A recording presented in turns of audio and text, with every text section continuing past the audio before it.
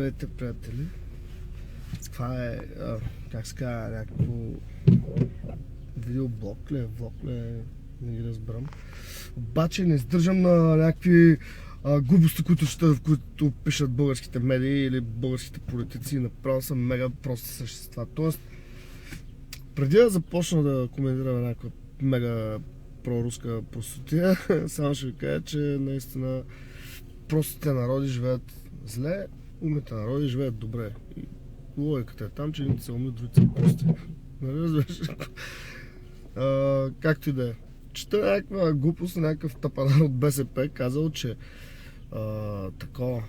че сега лятото Путин забранил на 5 милиона туристи да не идват в България, на 5 милиона руснаци да не идват в България. Дали, първо, мега глупостта.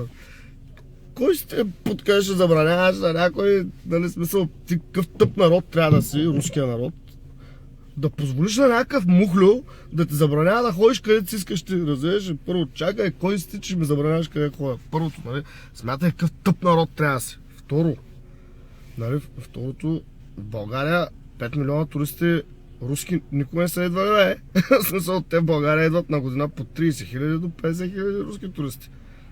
Значи, такива пропагандни прости, плиз, моля ви, там някакви от БСП или от Атака тапанари.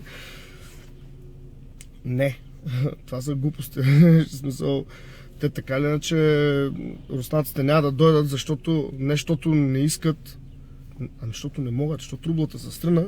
И аз имам познати в Русия, те викат, ние щяхме да идем в България, но няма да дойдем, защото нямаме пари.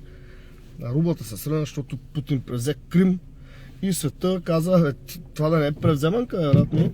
Тя в устата и Путин в устата. И руснаците са в устата и няма ходят на почивка, ще ходят в Сибир да копаят там сняг, да се мажат, да се умаят на филии и да ядат сняг, нали, с кора от дървета.